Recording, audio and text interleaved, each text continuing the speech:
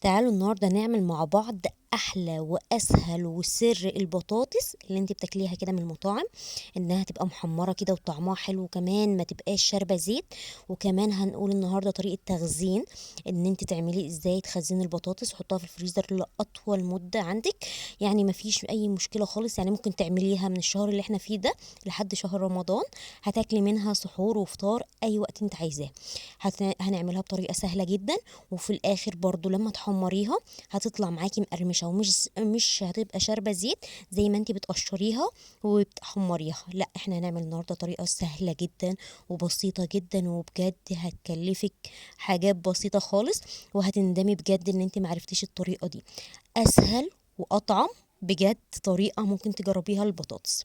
حاجة كده في منتهى الجمال، هتطلعيها كده من الفريزر وتحمري منها، هتحسي ان انت عاملاها فريش كده في نفسها، تبقى حلوة قوي. وطبعا احسن 100 مرة من اللي انت بتجيبيها معلبة من السوبر ماركت، واحسن كمان من ان انت تجيبيها من المطاعم وتدفعي فيها فلوس كتير.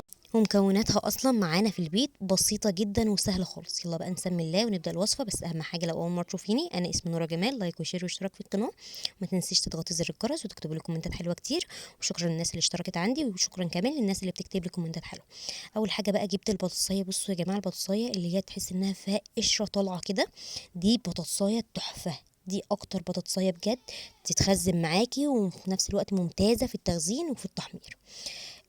وكمان في الطبيخ. بس برضو انت لو عندك البطاطس اللي هي مش بتبقى حلوه في التحمير، اللي هي بتبقى مسكره كده شويه، لما بتحطها في الطاسه الزيت بتتحروق، اعرفي ان الطريقه دي برضو هتبقى حلوه جدا للتخزين، وكمان مش هتبقى تحروق معاكي ولا اي حاجه.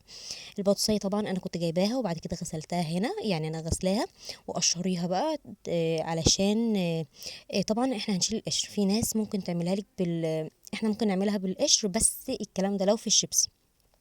في البطاطساية الشيبسي نفسها احنا بقى قشرنا كمية البطاطس بتاعتنا. طبعا ممكن تعملي اكتر من كده. انا معايا هنا كيلو، اه او كيلو ونص تقريبا. فانا عملت الكمية دي وحطيتها في الفريزر. بس صدقوني ما قعدتش 3 ايام في الفريزر، خلصت من جمالها ومن حلاوتها. طبعا الاطفال هيحبوها جدا، وكمان ما هيش شاربه الزيت. احنا بنأكد على المعلومه دي بصراحه، او الفيديو اخر الفيديو، انها مش هتبقى شاربه زيت خالص. بص قطعتها، شفت السمك بتاعها مش كبيره ومش صغيره.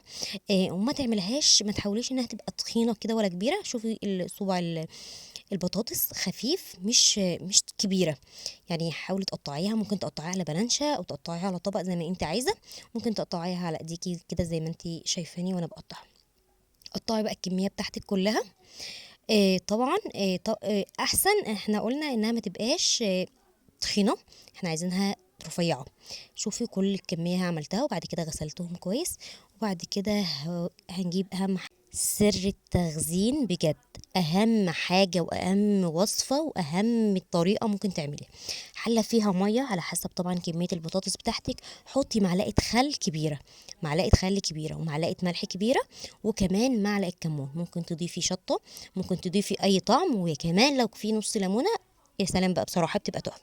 لكن انا حطيت كمون، ملح وخل بس هسيبها تغلي بقى، كل ده يتغلغل كده في بعض اهو، وياخد كل طعم كده. طبعا الكمون هتخليها اصفر بزياده. يعني هي البطاطسيه بتبقى عاديه، بس الكمون بيديلها طعم وريحه حلوين، ما بيبقاش يعني باين قوي، بس بتديها طعم واللون بجد بتميزه. بصوا بقى، انا حطيت كميه البطاطس بتاعتي، حطيتها في قلب الميه. لازم الميه تكون غلت جامد بعد ما غليت، علشان تاخد التتبيله وكل حاجه، يعني الملح بتاعها يدوب وكمان الكمون. بصوا الكمون كانت الميه صفراء، دلوقتي بدات تبقى عاديه خالص. لما حطيت البطاطس اللي عندي، طبعا على حسب الكميه، ما تزنقيش الحله، وفي نفس الوقت ما تحطيش قليل. انا شايفه انا حطيت الكيلو ونص البطاطس في الحله دي. فانت طبعا يعني لو الكميه بتاعتك اكتر، ممكن تحطهم على مرتين عادي. طبعا قلبي فيها كل شويه. هنقلب ليه فيها كل شويه؟ عشان اللي فوق ينزل تحت واللي تحت يطلع فوق، علشان تاخد كله سوا واحد. وبعد كده خلي الميه تغلي زي ما انتم شايفين كده. وبعد كده اطفي عليها النار وسيبيها تبرد شويه في الحله. طبعا مش هتاخد يعني احنا هنسويها، يعني قولي 10 دقايق بالظبط، 10 دقايق فعلا على النار لحد ما تغلي. طبعا كل ده احنا بنقلب فيها. طفيت النار وبعد كده صفيتها، هديت طبعا في النار شويه مع الميه، وبعد كده صفيتها بالشكل اللي انتوا شايفينه ده. في مصفى حاولي تنزلي فيها منها الميه. طبعا عايزه تنشفيها براحتك، يستحسن انت تنشفيها علشان ما تبقاش الكيس اللي انت هتعيني فيه ميه ولا اي حاجه مزعجه. بصوا البطاطسايه ناشفه، يعني احنا سلقناها الا ربع، يعني ربع بس يعتبر اللي هي مسلوقه فيه، والا ربع ناشفه، تلات ارباع ناشفه وربع بس مسلوقه. حاجه بسيطه خالص ما خدتش وقت على النار. بصوا البطاطسايه ناشفه مش طريه، انا مش بعملها طريه علشان ما تتهرش مني. حمر عادي خالص في الطاسه بتاعتنا اللي كل البيت مصري عنده طاسه دي. هنحمر اهو عادي خالص في بيت عادي علشان اثبت لكم ان بجد اللون تحفه. البطاطس بصوا يا جماعه طالعه لونها عامل ازاي، ايه الحلاوه دي، ايه الطعامه دي، بجد فوق منتهى حاجه كده في منتهى الخيال بجد، فوق الوصف. لا شاربه زيت، طعمها حلو جدا، مش عايزه بقى تتبيله، مش عايزه اي حاجه، نفس البطاطس اللي انت بتجيبيها في المطاعم اللي انت بتتخيلي ايه ده بيعملوا ايه فيها، هي دي احلى منها شويه كمان بصراحه.